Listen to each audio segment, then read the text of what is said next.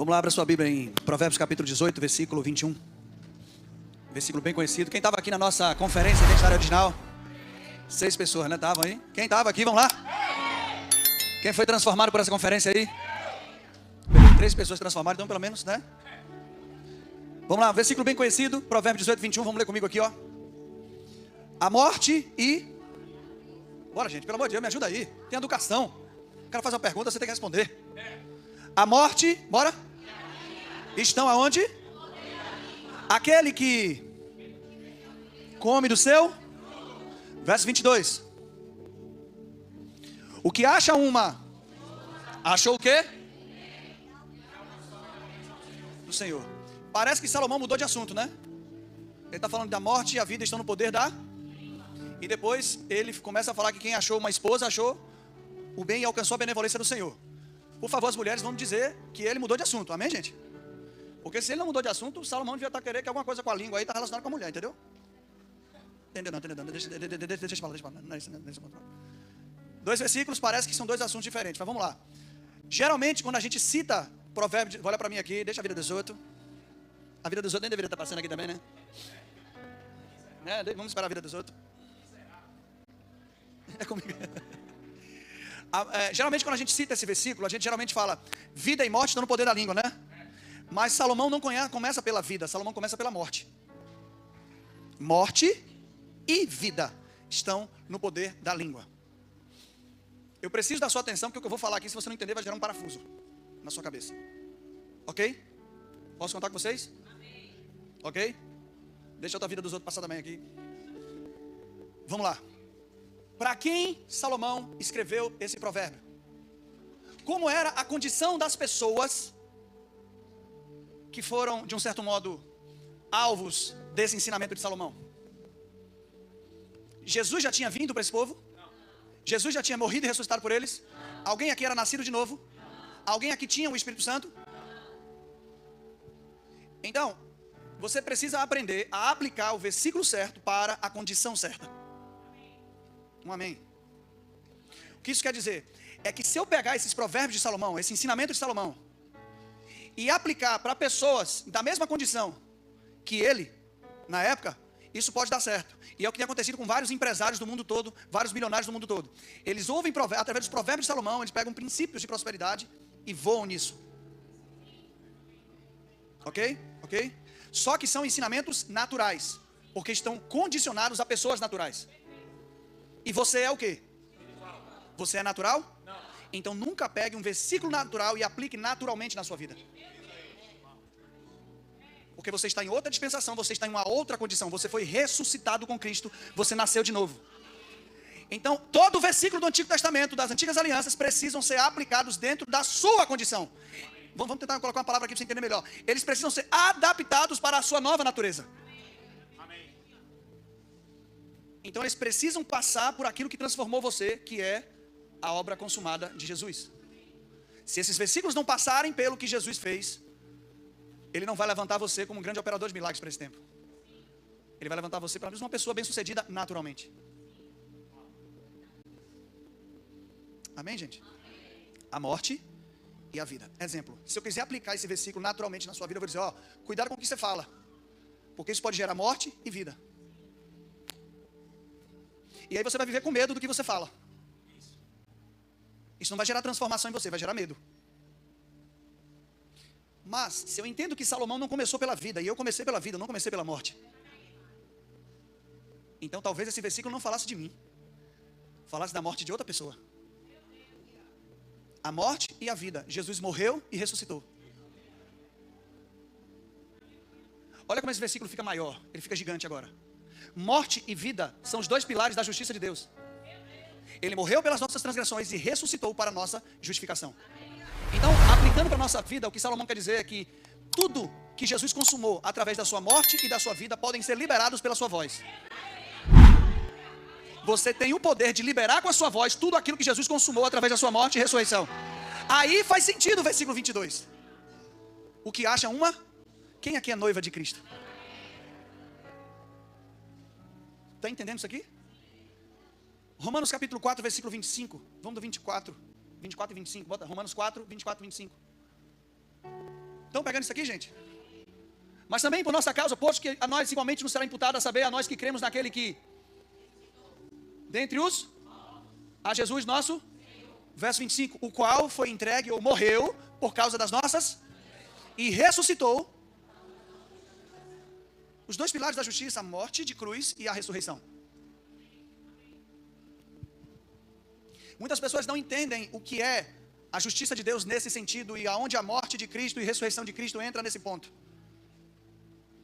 A morte e ressurreição de Cristo, irmão, não está ligado a apenas coisas que Jesus levou em seu corpo, no seu lugar. Mas está falando de identidade. Por exemplo, ninguém aqui tem problema em acreditar. Ele levou sobre si as nossas enfermidades, os nossos pecados. Mas é só isso o evangelho? Vamos lá, Isaías 53. Existem 3 citações com relação à cura divina. Primeiro, Isaías vai dizer que ele levou sobre si as nossas dores e enfermidades. Sim ou não? Sim. Eu acho que é Isaías 53:4 fala isso.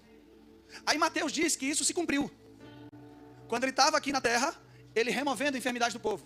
Mas o versículo seguinte diz que o castigo que nos trouxe a paz estava sobre, e pelas suas feridas, nós fomos o quê?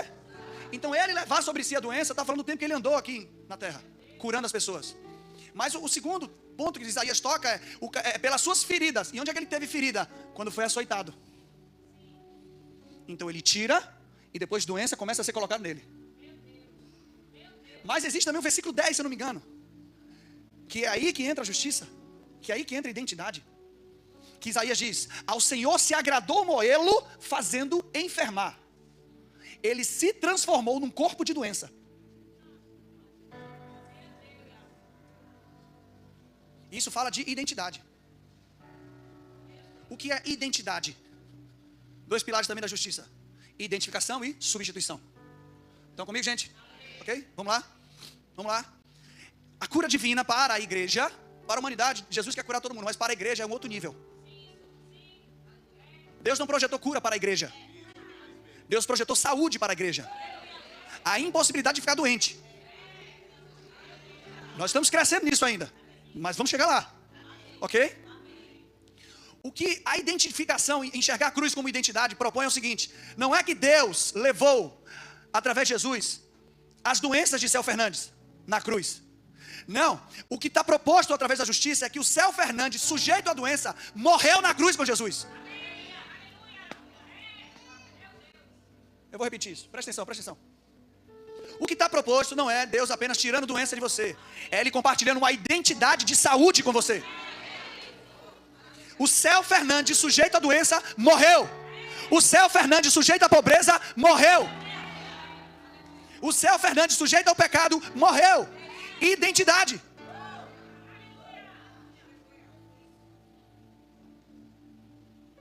A Bíblia diz que nós já fomos crucificados com Ele, morreu com Ele o nosso velho.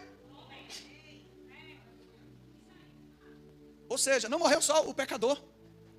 Morreu o cara sujeito à doença, o cara sujeito à pobreza, sujeito à falta, sujeito ao abandono, sujeito à maldição. A minha identidade decaída morreu com Ele na cruz. Evangelho não é Deus te dando uma religião, o Evangelho é Deus compartilhando a própria identidade dele com você. Aí agora os 2 pilares: morte e ressurreição. E o que é que a ressurreição faz? Compartilha com você uma nova identidade. Aqui era identidade de doença, morreu na cruz. Na ressurreição você recebe uma identidade de saúde e manifestação do poder de cura. Agora é você que leva, tira das pessoas a doença.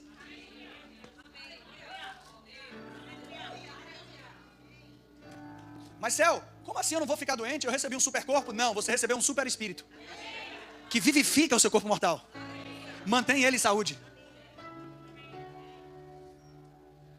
Então, o cumprimento da justiça é uma nova condição, uma nova identidade que Ele compartilha com você. A própria identidade de Cristo.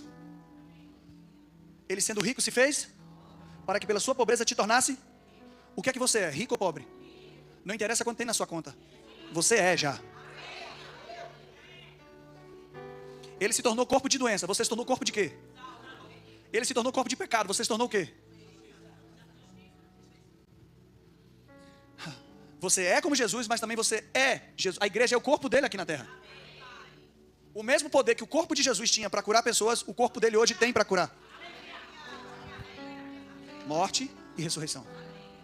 A condição de justiça é uma condição da própria identidade de Jesus concebida a você. Tudo que Jesus é diante do Pai, você é. Por que ele já não nasceu, morreu e ressuscitou? Porque ele precisava passar 3 anos e meio para ensinar você o que é ser humano de verdade. Ele passou 3 anos e meio não ensinando o que Deus pode fazer. Ele passou 3 anos e meio o que você pode fazer carregando Deus. Eu vou repetir isso. Jesus não veio aqui passar 3 anos e meio curando pessoas, orando, para ensinar para você o que Deus pode fazer. Ele vem ensinar o que você pode fazer carregando Deus. Porque assim como Ele é, as obras que Ele pode fazer, e ainda...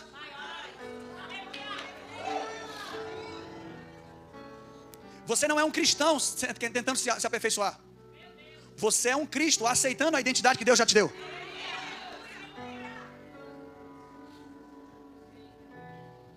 Romanos 5, 2 Coríntios 5, 21. Aquele que não conheceu o pecado. Conhecer ali está falando de relacionamento. José não conheceu Maria até que ela tivesse dado à luz ao filho. Até aquele que não se relacionou com o pecado, aquele que não pecou, Deus o fez pecado por nós. Jesus não foi feito pecador. Ele se transformou no corpo de pecado. Mas a Bíblia também diz que ele levou sobre si. Levar é uma coisa, se tornar é outra coisa. O problema da igreja é esse. A gente ainda está querendo levar sobre nós o que Jesus fez, ao invés de se torná-lo. Alguém está entendendo o que eu estou falando aqui? Eu preciso receber cura, eu preciso receber poder. E você vai se tornar isso quando? Ok? Isso é ser justiça de Deus, isso é ser Cristo. É ser Cristo. Entenda, irmão, todo ensinamento de Salomão é para pessoas naturais. É por isso que quando ele quis falar de prosperidade, de trabalho, ele deu um conselho. Os igrejas devem ter falado isso aqui já. Ele disse, ei, vai ter com a formiga, preguiçoso. Não foi assim que ele falou? Observe os seus caminhos. Não foi assim? Então o que é que você tem que fazer? Pesquisar sobre a formiga. Vai lá olhar para baixo, ver o que a formiga faz. Aí você vai descobrir que a formiga, geralmente ela leva grandes cargas de comida para acumular no formigueiro para a próxima estação. Formiga é quase um animal de carga. Ela tem a capacidade de carregar coisas superior ao peso dela. É ou não é? Esse é o ensinamento do grande sábio Salomão. E Salomão é muito mais pesquisado do que Jesus. Porque Salomão foi conhecido como o homem mais sábio da história, mesmo sabendo que Jesus foi muito mais que ele. Mas Salomão também é uma referência de riqueza, um dos homens mais ricos da história. Então, a propaganda dele parece ser melhor. Mas deixa eu te falar uma coisa. Jesus é um Salomão melhor. Que a riqueza dele não veio da doação, às vezes, das pessoas, mas da multiplicação do que colocaram na mão dele. Salomão recebeu riqueza, Jesus produziu.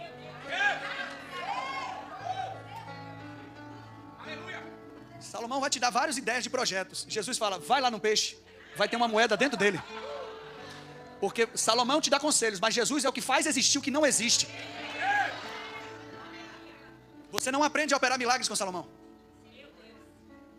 Mas entenda, deixa eu acabar um pouco com Salomão aqui hoje. Porque Salomão era uma sombra, era um rascunho. Cristo é a realidade. Salomão vem de um período de guerra. Davi venceu todas as batalhas, o pai dele com guerra. E Salomão vem para um reino de paz agora. Não precisou fazer nenhuma guerra. E qual é a estratégia de Salomão? Eu vou tomar uma esposa de cada nação. E assim eu vou estar em paz em cada nação. Isso é uma sombra. Como é que Jesus faz o mundo entrar em paz? Ele toma uma noiva de todas as nações. Quem se converte a ele, um chinês, um japonês, sei lá, um africano, se torna noiva de Cristo. Salomão tomou várias noivas de várias nações. Jesus tem noiva em todas as nações. Entendeu não, né? Deixa para. Mas o ensinamento de prosperidade de Salomão é, vai ter com a formiga. Vá se esforçar. Vá carregar carga. Vá acumular. Trabalhe excessivamente. O trabalhador é digno de quê? Nada contra o trabalho. Mas o excesso de trabalho é maldição de Adão. Ok? Aí um Salomão melhor, quando quer ensinar sobre prosperidade, ele não diz, vá ter com a formiga. Ele diz, olhe para os pássaros. Trabalhe muito. Eles não semeiam, não colhem, não acumulam em celeiro. Mas o vosso pai, eles não trabalham, mas o vosso pai, ele não diz o pai dos pássaros. Ele diz o pai de vocês, não deixa faltar nada a eles.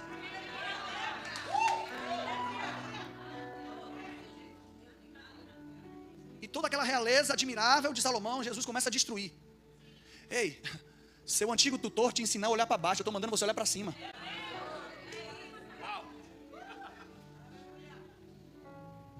Quer trabalhar por uma riqueza deste mundo natural? Se esforce excessivamente. Mas quer receber algo celestial? Olhe para cima. Deu para entender? Aí, o esplendor. A rainha de Sabá, quando viu Salomão, ela se admirou, nem com a roupa de Salomão, foi com a roupa dos servos dele. Ela já ficou maluca. Aí Jesus começa a esculhambar a história. Já observou os pássaros? Agora observe os lírios do campo. Nem Salomão se vestiu como um deles. E eu vos digo, eis aqui alguém que é maior que Salomão. Porque o ensinamento dele é para ressuscitados e não para mortos espiritualmente. Primeiro julgamento de Salomão. Traz duas mulheres que tinham filhos, e uma mulher deitou sobre um filho, e esse menino amanheceu morto. Repita comigo, de uma mulher. Não, dois filhos, diga dois filhos. O que dormiu debaixo de uma mãe, morreu. O que dormiu debaixo da outra mãe, viveu. Então, pressionam para ver se Salomão realmente é sábio. E quando botam lá as duas mães reclamando pelo bebê vivo, porque a mãe que matou o bebê, colocou o bebê dela debaixo da outra. Então, colocando, Salomão jovem ainda. Então, disseram, o que é que vai fazer agora? Salomão, me dá uma espada. Vamos dividir, porque a espada ela divide. Alguém está pegando alguma coisa aqui? Vamos dividir ele no meio. Eu dou a metade para cada. Todo mundo se escandalizou. Mas a mãe verdadeira olhou e falou, não, meu senhor, pegue o bebê e coloque o bebê para ela. É melhor meu filho vivo do que ele morto. Salomão falou, essa é a mãe verdadeira, entrega o bebê para ela. Sabe, irmão, Romanos 6,14 diz, o pecado não terá domínio sobre você, porque você não está debaixo da graça, da lei, ministério da morte. Você está debaixo. Existe uma mãe que mata, existe uma mãe que vive. E em se tratando de avivamento, quem nasce de novo, quem é um bebê espiritual, não pode ser colocado debaixo da mãe errada. Ele tem que ser colocado debaixo da mãe correta. Não enche alguém que nasceu de novo de legalismo, você vai matar ele. Coloque ele debaixo da mãe graça. Não coloque debaixo da morte, coloque debaixo da ressurreição. Coloque ele debaixo dos cuidados da mãe graça. E a palavra que é a espada, ela precisa vir para dividir isso, separar o que é legalismo e o que é graça de Deus. Porque enquanto isso não for removido da igreja, a gente não vai provar daquilo que Deus já decretou. O que está impedindo o avivamento não é diabo, não é pecado, não é nada. É justiça própria, é religiosidade. É o mais da graça. Deus fez isso, mas, sempre acrescenta. E Paulo diz, um pouco de fermento leveda toda a massa. O problema é que se coloca a expectativa no que se fala, e não no poder que leva você a falar. E o poder que me leva a ter uma confissão eficiente é a justiça de Deus. E não o meu esforço, o meu vocabulário, o meu muito falar. É o que sustenta a minha confissão. É a obra de Cristo. A sua salvação foi como? Crendo com o coração para a justiça e confessando com... Se foca muito na confissão, mas não se foca na crença. Você entendendo quem você é, meu irmão, se prepare que o que você falar... Você entendendo o que você já tem... Uma confissão já vai mudar tudo. Alguém veio hoje? Deu para entender isso aqui? Em que mãe você está debaixo? Posso ser um pouco... Começar a ligar o botão de agressividade agora? Posso? Cuidado, porque existem muitos pregadores da graça surgindo no mundo e no Brasil. Pessoas que ensinavam santidade, que ensinavam só contra pecado e agora diz que é pregador da graça. Você pode ensinar a graça bem, mas se a motivação para ensinar estiver errada, não vai gerar fruto. E a maioria dos últimos livros sobre graça que tem surgido é para combater a graça, no disfarce de que é graça. É só tentando equilibrar. São os doutrinadores de Jesus. Eu preciso ensinar a Jesus o que é o verdadeiro evangelho. A pregação da graça que não combate a lei não é graça. Porque o problema da mensagem do evangelho do primeiro século foram os fermentos da lei. Irmão, é uma coisa tão cega, tão burra, que a Bíblia deixa claro. Eu nunca vi no Brasil, no mundo nenhum, um pregador legalista sendo combatido. Já viu na internet? Alguém combatendo legalista? Mas se combate muito pregador da graça. E a minha pergunta é, quem combate a graça realmente está preocupado com o pecado do povo? Se tivesse pregado, ia estudar e ia pregar a verdade. O problema é que a graça destrói os impérios. Ela pode confrontar você a ponto de dizer, talvez o que você aprendeu esteja errado, cara. Está na hora de recomeçar.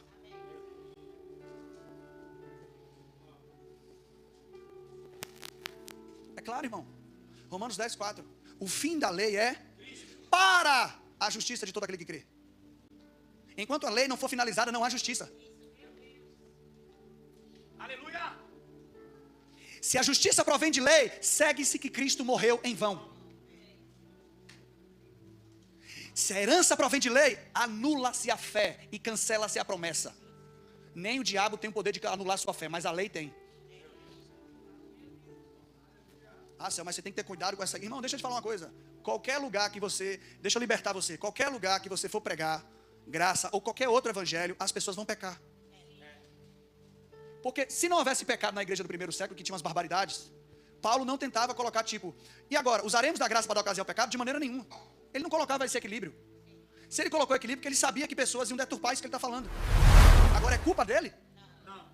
Eu não vou falar... Porque as pessoas vão pegar isso e vão fazer, não, qualquer coisa que você falar, aqui, nesse grupo aqui, qualquer coisa que eu pregar hoje, tem gente que vai pegar para mudar de vida, tem gente que vai pegar para fazer coisa errada. Porque você pode controlar o que você prega, mas você não pode controlar a forma como as pessoas vão receber.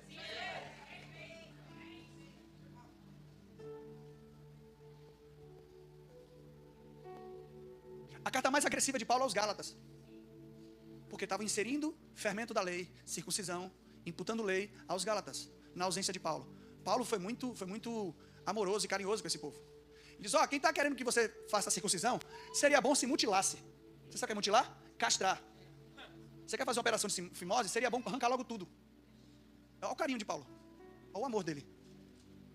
A igreja de Corinto tinha um jovem que estava tendo relação sexual com a esposa do pai, vivia cheia de contenda. E Paulo começa a carta dizendo, aos amados e santos. Trazendo para a identidade deles. Porque você só transforma alguém que está na condição de pecado, não acusando o pecado, mas trazendo lembrança a ele de do que Cristo tornou ele. Aleluia. Nenhum médico cura pessoas com exame.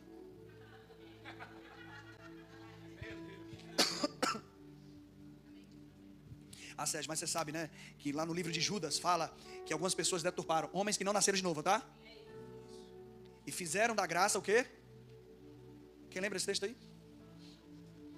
Alguns se introduziram na igreja e usaram a graça para liberti.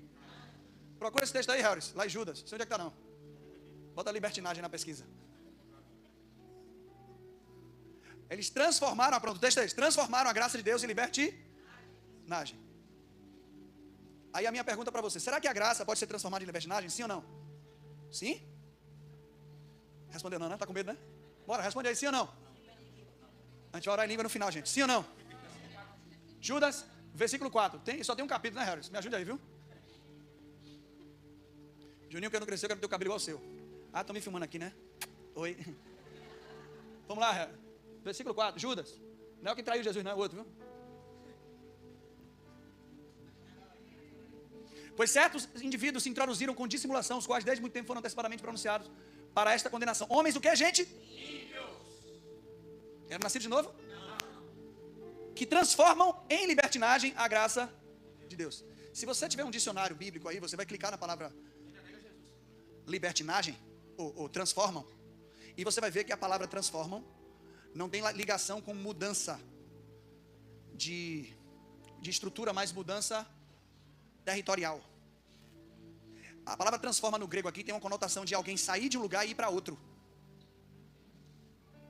Então o que Judas está falando não é que transformaram a graça de Deus em libertinagem.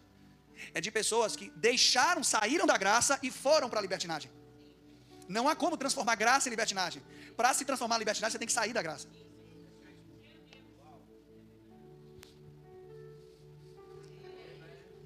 Então, o que eu faço para combater o pecado? Tire do seu ensinamento aquilo que dá força ao pecado.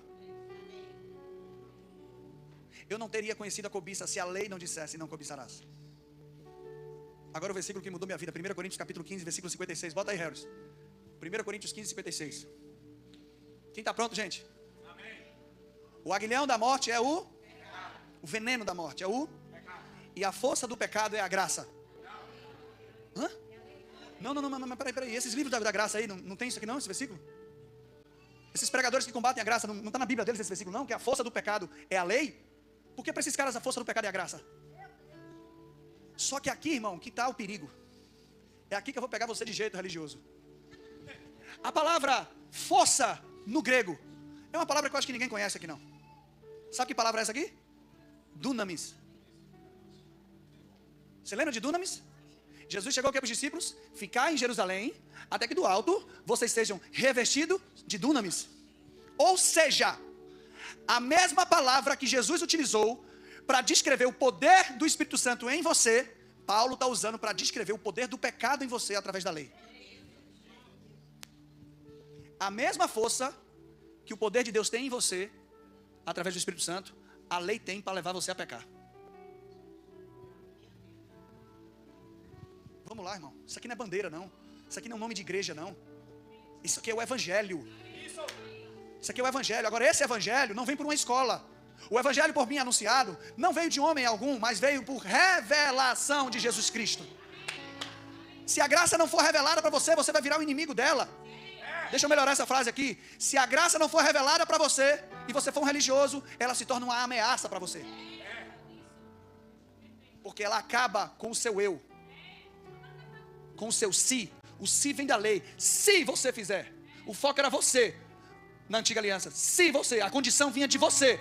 O foco da nova aliança é: Ele fará, Ele estabelece, Ele vai dar, Ele vai fazer. E aí não tem glória humana, não de obras, para que ninguém se glorie. Não tem como você dizer: eu orei, eu jejuei, eu fiz, eu aconteci, louvado seja eu. Não tem mais como falar. Porque você vai receber coisa que você nem pediu. Você vai ver a manifestação de coisas que você nem orou. Você vai começar a ver os sinais e você nem vai se preocupar com eles, porque agora não está mais no seu controle. Agora, quando Paulo quer falar de nova aliança, graça, lei, essas coisas, nem sempre ele usa a palavra graça. A gente precisa entender. Graça geralmente está ligada à dispensação. Dispensação da lei, dispensação da graça. Mas às vezes graça é traduzida por Espírito, fé. Quando Paulo vai falar de obras da lei, ele não fala obras da graça, ele fala fé. O contrário de obras é fé. Deu para entender isso aqui, gente? Deu para entender isso aqui? O problema é que misturam a fé com as obras. Se você não andar em santidade, sua fé não vai funcionar. Então não é a minha fé, são as minhas obras. Mas deixa eu te falar, o povo que andou nas obras da lei foi o povo mais incrédulo da Bíblia.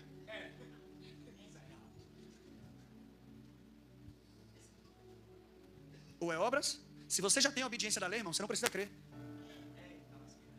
Porque a sua obediência já te dá o direito de receber. Aleluia. Pega isso aqui agora, tá? O que é fé? Eu estou morando em Barueri, Alphaville, um ambiente de empresários e empreendedores lá em São Paulo. Eu comecei a pesquisar sobre esses caras, estudar sobre esses caras. E aí vi o histórico dos caras, o quanto eles trabalharam, o quanto eles se arriscam, eles investem. E aí, Saulo, eu fui tomar um banho e veio um sentimento de incapacidade em mim.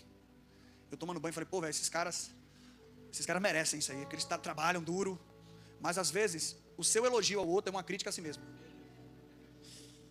Tô pegando pesado, tô tentando devagar, né? Então, eu tô aqui e falei: pô, esses caras investiram anos, esses caras trabalharam durante anos, se esforçaram, realmente eles merecem tudo que eles estão vivendo. E nesse sentido aqui, eu até estava glorificando os caras. O Espírito Santo falou comigo: ei, você é mais digno do que eles. Aí no meu coração, legalista: o que eu fiz? Ele falou comigo: o tempo que eles gastaram trabalhando, você gastou crendo.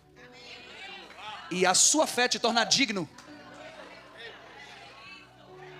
Entendeu? Obras? Romanos capítulo 7. Ao que trabalha, o salário é considerado como dívida. Porém, ao que crê, é imputado como graça. Então nós somos salvos pela graça mediante a fé. Pela fé eu acesso a graça. Por favor, não use a fé para acessar as obras. Mas às vezes Paulo vai falar que a lei é conhecida como ministério da morte. E agora ele não fala ministério da graça, ele fala ministério do Espírito. Então a graça de Deus, ela envolve a fé e a manifestação do Espírito. Porque a vida pela graça nada mais é do que a vida pela capacitação do Espírito Santo. E também Paulo diz que essa lei é o ministério da justiça, que o contrário o ministério da condenação, que o contrário disso é o ministério da justiça. Então, por favor, cuidado também com essa graça intelectual, que não coloca o Espírito, que anula os dons e a manifestação do Espírito.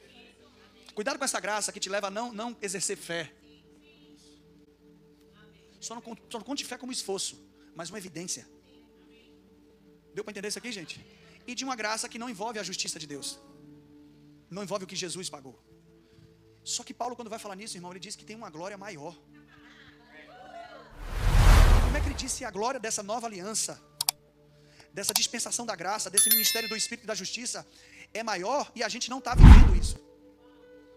Porque isso é uma proposta, sim ou não?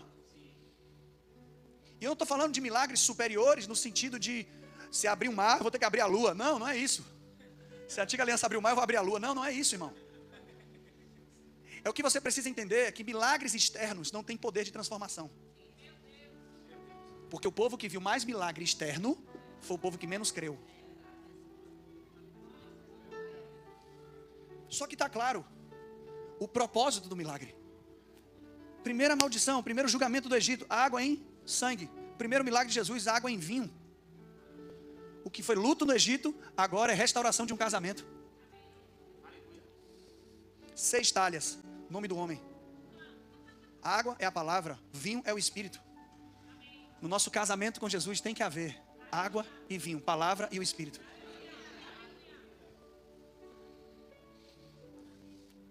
Pegou isso aqui? Isso aí você já está cansado de ouvir. Deixa eu te falar, abrir o mar não tem poder de transformação. E é por isso que Deus não precisa mais abrir o mar. Se for necessário, Ele abre. A gente tem poder para isso. Mas agora Ele abre o entendimento. Alô? O pão não cai do céu, multiplica na mão. O deserto de Israel, o pão caía do céu. O deserto de Jesus multiplicou na mão dele. Ou seja, a produção celestial chegou na terra. E ainda multiplicou também peixe e cesto, né? Porque tinha um, apareceu 12 no final. Alô, alô? Estava lá na comunidade, um acampamento de carnaval. As meninas foram comprar pão para o acampamento, compraram 5 sacos de pão. Contaram na padaria, devia ter 50 pães cada saco. Contaram na padaria, 5 pães. Chegaram do sítio, 5 sacos de pães. Quando foi servir, tinha 6 sacos. Você fica feliz ou fica com inveja?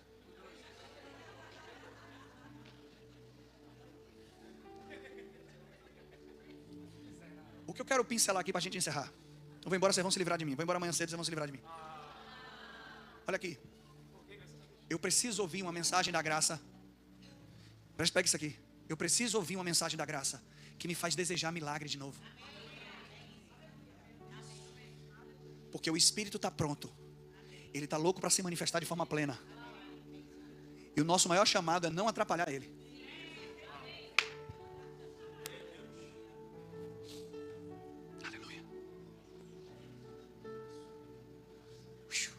Eu já fui muito legalista a ponto de bater, usar pregação para bater. E tem uns crentes, como é que fala aquele negócio?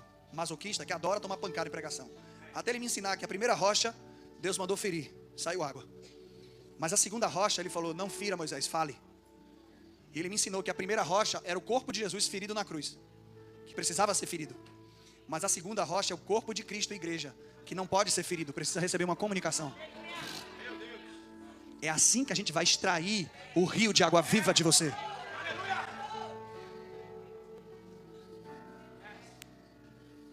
Essa música não, viu, varão? Essa música é da lei, pô. Não sou igual a Moisés, não. Vou subir em monte, não, pelo amor de Deus. Me tira o medo, me faz dizer Moisés. Irmão, não estou nessa aliança, não, irmão. Não estou subindo em monte, não. Já fui colocado lá. Eu não estou no Sinai. Amém, gente? Indireta, né? Pessoal do louvor, tchau. Tira essa desgraça, na verdade. Alguém está comigo aqui, gente? Então, um dos pontos que a gente precisa entender é que eu preciso de uma graça para avivamento. Paulo ensinou sobre os dons do Espírito, sim ou não? Sim. Mas ele nunca focou nos dons. Ele focou no ensinamento. Quando era necessário, ele curava para demonstrar e comprovar que o ensinamento era correto.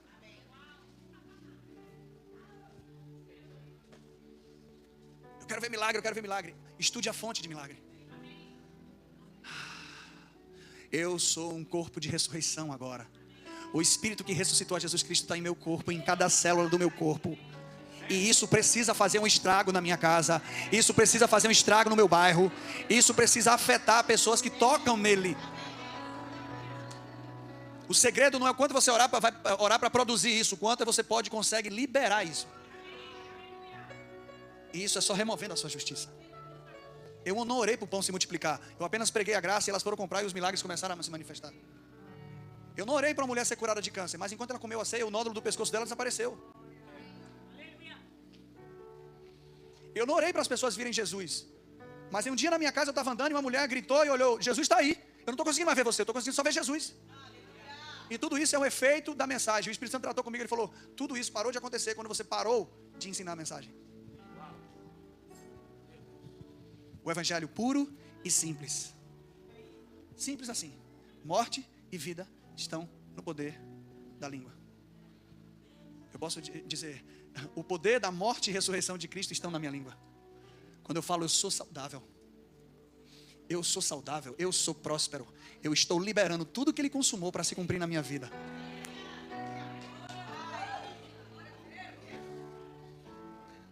A justiça se cumpre.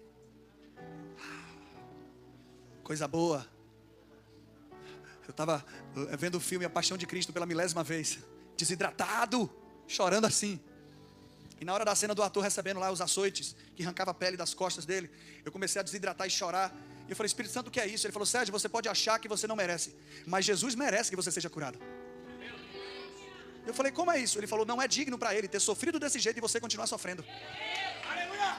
Então viva uma vida que dignifica o sacrifício dele.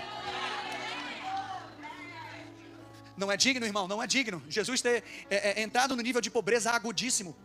A palavra sendo rico se fez pobre. Pobre ali no grego é mendigo. E segundo alguns historiadores e estudiosos da época, havia no Calvário um banheiro público. Eu já falei isso aqui para vocês. Nesse banheiro público, eles sentavam naqueles vasos e tinha um córrego atrás. Eles pegavam uma vara com esponja, molhavam e limpavam o seu Harris. Entenda? Limpava as fezes aqui, molhava de novo, limpava. Quando acabava, ele pegava aquela esponja, botava na bacia com vinagre, para meio que esterilizar, para que a próxima pessoa usasse.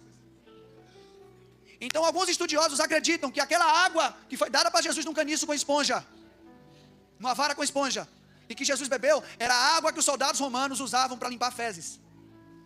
Esse foi o nível de pobreza que o seu Salvador chegou. Qualquer morador de rua aí, qualquer pessoa em situação de rua, pelo menos ele consegue água para beber. Jesus, até água, ele teve que mendigar. Não é justo para ele ter sofrido desse jeito e você continuar com falta. Então, ainda que você não queira viver isso, viva por amor a Ele. Viva para dignificar o sacrifício dele. Só para honrar você, Jesus, eu vou enriquecer de um jeito que ninguém na minha família enriqueceu.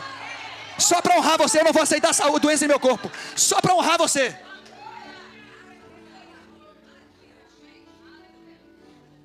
Essa é a vida da graça. Ele foi feito pecado e agora eu vou ficar numa vida de pecado, irmão? Não, eu vou dignificar ele só porque você. Eu até quero fazer algumas coisas, Senhor, mas só porque você passou por isso, eu não vou fazer não. Você é digno da minha vida, você é digno de que tudo aquilo que você consumou se cumpra em mim, se estabeleça em mim. Viver a graça é tirar a mensagem da cruz e colocar no seu corpo.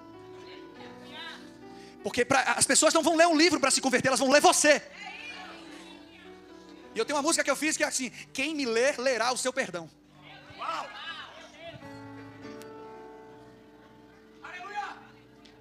Quem me tocar sem tirar você. Quem me vê, verá você sorrir.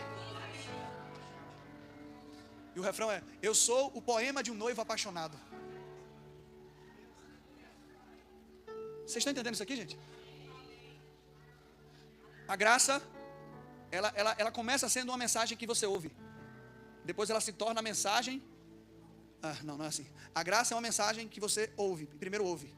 Mas depois é uma mensagem que você se transforma. Nós somos a mensagem. E tudo que a gente faz expõe essa mensagem. Quando você ora por alguém que está com problema financeiro, como o Gleison falou hoje, e essa empresa prospera, Deus está revelando a graça dele, a bondade dele naquela pessoa.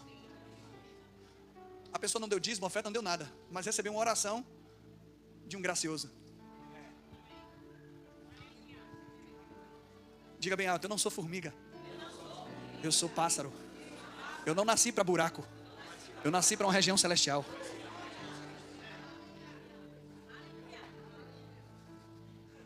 Aleluia, aleluia. O Espírito está pegando gente aqui hoje. O Espírito Santo está pegando aqui hoje. O Espírito Santo é tão bom que até a oração da graça é uma oração em línguas que você não entende, para que Deus não conte com a sua opinião. Ele ora a vontade dele em você, através de você, para que ele mesmo responda. Graça.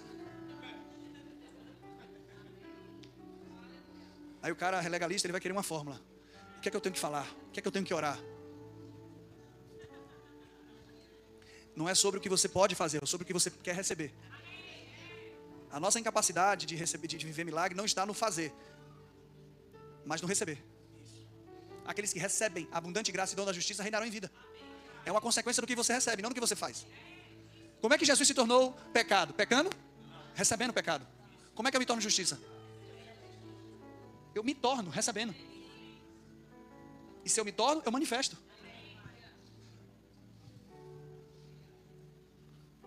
Algumas pessoas olham para Gleison, para Julie, e dizem: rapaz, esse não é mais uma mensagem que ele prega, não. Ele se tornou isso aí. Tudo que ele faz envolve a graça. Se eu tivesse o amor que ele tem pela graça em 10 pessoas aqui, Recife já estava completamente diferente. Amém?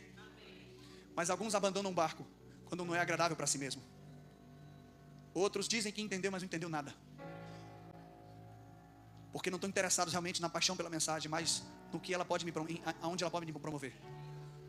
Então eu li 2 livrinhos, então eu vou agora pregar para todo mundo. Eu vou abrir minha igreja da graça, eu vou falar sobre isso.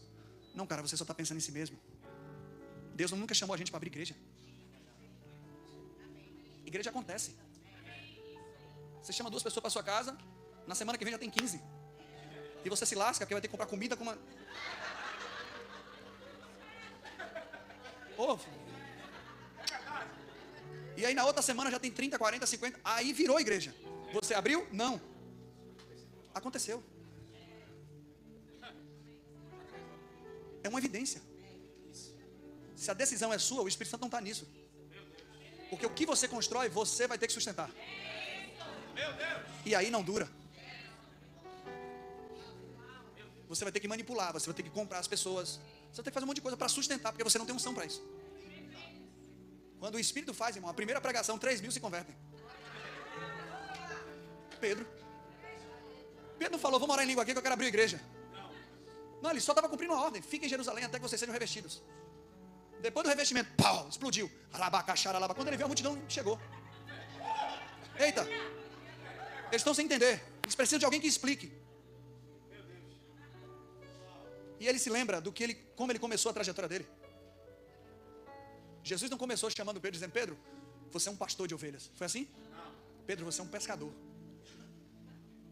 O pastoreio é uma consequência da pescaria. Pedro começa o ministério, Jesus chamando ele: eu vou fazer de você um pescador de homens. A caminhada com Jesus termina onde? Ele dizendo: pastoreia as minhas ovelhas, tá? Ninguém é dono de ovelha, não. As ovelhas são de Jesus. Se ele quiser contrariar, eu vou falar, não estou nem aí. Você não é ovelha de Gleice e Júlio, você é ovelha de Jesus. Você é livre para estar aqui ou estar em outro lugar. Ninguém é proprietário de ninguém. Quem comprou você foi o sangue dele. Alô?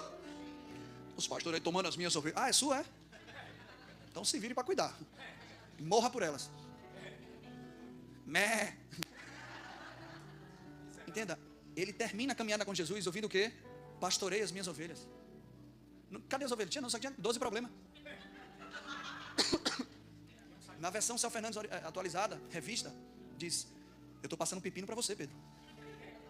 Mas graças a Deus que Judas não está congregando mais com a gente. Eu botei um financeiro novo. Eu botei o Will, né? Sei lá quem é o financeiro.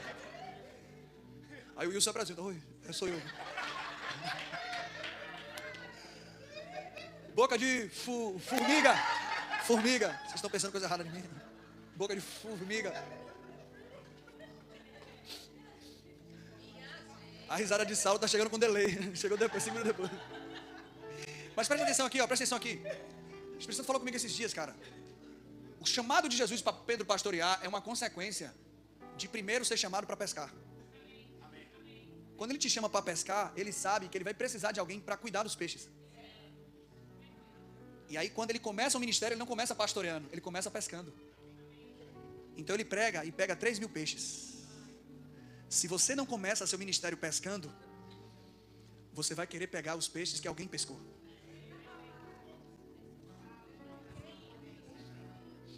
A unção de ensino virou unção profética, não sei se você percebeu. Eu estou esquecendo de falar assim diz o Senhor, por isso que vocês não estão dando glória. Mas vocês estão entendendo aqui, gente? Eu estou feliz que eu estou no período inverso. Eu deixei de pastorear agora para ir pescar. Mas eu não quero voltar para pastorear, não. Eu quero continuar pescando lá. Ele falou, lança a rede de novo, eu já estava chorando aqui. Eu falei, mas irmão, eu não vou mandar uma peixaria não. Eu vou ficar só aqui pescando, vou mandar para alguém cuidar. Porque eu não tenho chamado para isso. Nunca fui chamado para abrir igreja. E não me sinto inferior por isso, irmão. Cada um tem a sua função, descubra a sua e cumpra ela. Aleluia. Talvez você tenha uma função que eu não tenho, e no reino a gente se completa. Deus não colocou tudo em um não, é tudo em todos. Ele pesca, porque precisava de um pregador na hora certa. Pedro não estava com um tablet. Que mensagem eu vou pregar hoje? Que versículo? Preciso pregar. Xarabacai. Ele viu uma necessidade, ele viu uma oportunidade. Ei, presta atenção aqui. Fique atento às oportunidades. Fique atento às oportunidades. Quando tiver confusão ali, Deus vai levantar. Agora é sua hora de falar. Mas eu não estou com o meu script. Aí ele fala, esses aí que vocês mataram, é o Senhor, qual foi profetizado por Davi. Começa a descrever Cristo. Mensagem de nova aliança, apontando para Cristo. Sem apelo, sem templo, sem presepada. As próprias pessoas, depois de ouvir Pedro, perguntam, o que a gente faz agora? Porque ainda tinha um coração legalista, ainda estava preocupado com o que fazer. Ele diz, arrependa-se. E no caso, não é ali arrepender de pecado, arrepender da lei. E cada um seja batizado, em nome de Jesus. E naquele dia, 3.000 almas. Lembra da lei? Quando a lei foi dada, 3.000 pessoas caíram mortas. Quando o Espírito foi dado, 3.000 nasceram de novo. Lembra? Você lembra disso?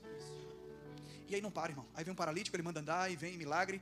Aí Pedro cresce tanto, ainda entendendo a graça, que agora ele não tem mais tempo de impor a mão. Ele tem que andar e as pessoas colocam os doentes na projeção da sombra dele. Uau! O salmista já tinha dito, né? No Salmo 91, quem lembra? A sombra do Oni. Aquele que descansa na sombra do Onipó. Só que agora a sombra de Pedro tem poder.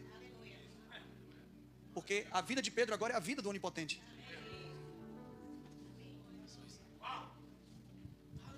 Não é mais a sombra dele.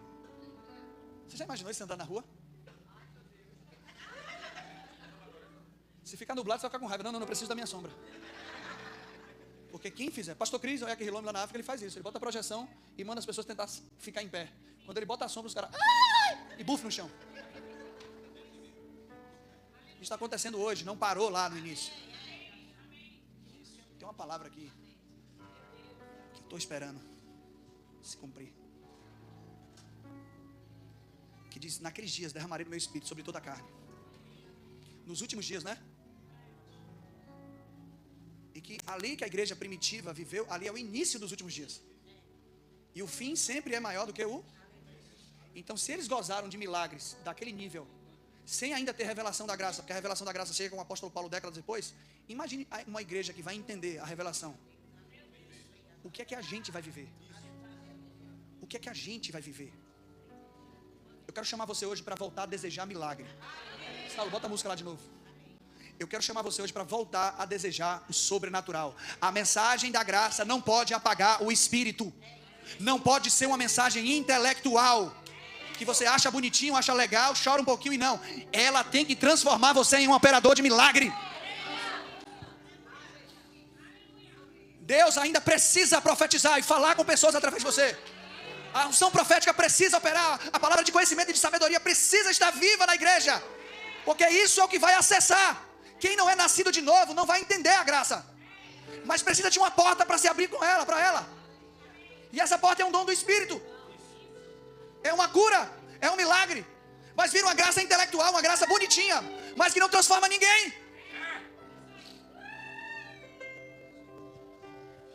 Está na hora da gente se levantar, irmão. Se no legalismo, cheio de justiça própria, eu operava milagre, imagine debaixo da graça. Você tem um Pai sobrenatural. Milagre para você, que é extraordinário, para Ele é comum. A gente não pode aceitar uma igreja menos avivada. Como é que com fórmulas e métodos a gente avivou coisas e agora vai baixar isso? Não! É a palavra e o Espírito.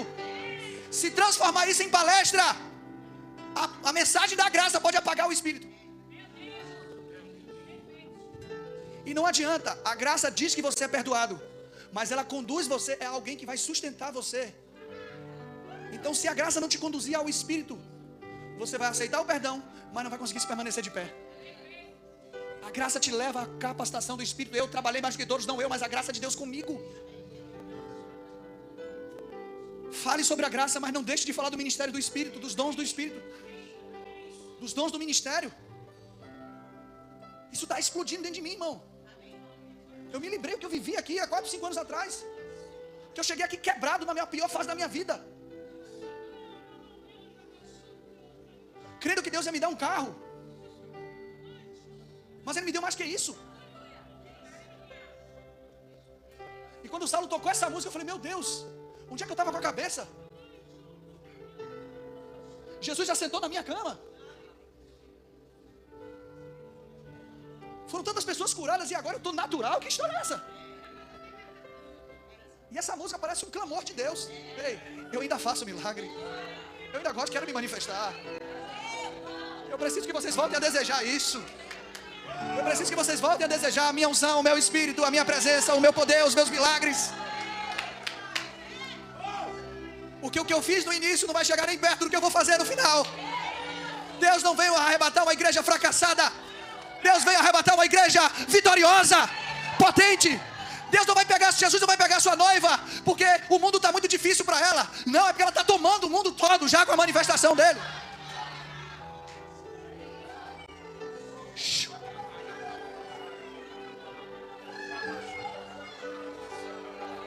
Enoque não foi arrebatado, que é uma figura da igreja, porque o mundo estava muito difícil para ele. Um anticristo tinha se levantado. Não, é porque ele andou com Deus. E esse é o tempo para a gente vai andar tanto com Deus, a gente vai manifestar tanto com Deus, que a gente vai ser tomado para Ele. Não é quando a gente fracassa, é quando a gente se levanta.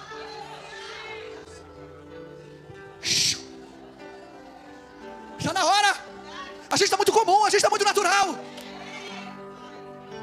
Vou fazer coisas para a igreja. Não, irmão, faça por pessoas. Seja um Cristo para as pessoas. Eu não sei qual é o meu propósito. O seu propósito é ser Cristo.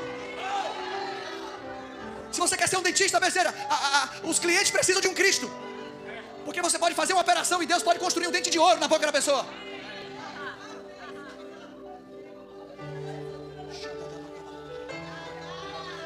Vamos desejar milagre. Deus está levantando de novo ministérios aqui, gente, hoje. Ministérios que estavam paralisados. Deus conta com você. Deus conta com você. As pessoas lá na rua estão esperando você chegar lá de novo. Bora levantar, Elke. Bora levantar, Elke. Bora levantar, cara. Você tem um chamado genuíno, rapaz.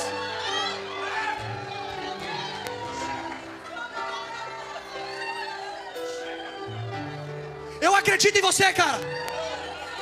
Eu acredito em você. Eu acredito que Ele ungiu você para pregar a palavra, ressuscitar morto, alimentar os pobres. Ele ungiu você. Está na hora de trocar o Uber por uma carreira, por uma corrida celestial. Você vai conduzir outra coisa agora. Sua igreja lá na rua, onde ninguém aqui quer ir, mas Ele ungiu você para isso. Não é hora mais de se pegar coisa pequena. Não é hora mais de ficar amargurado, chateado, triste. É hora de se levantar como Cristos desse tempo. a criação aguarda a manifestação dos filhos. Essa graça que eu creio, essa graça que eu acredito,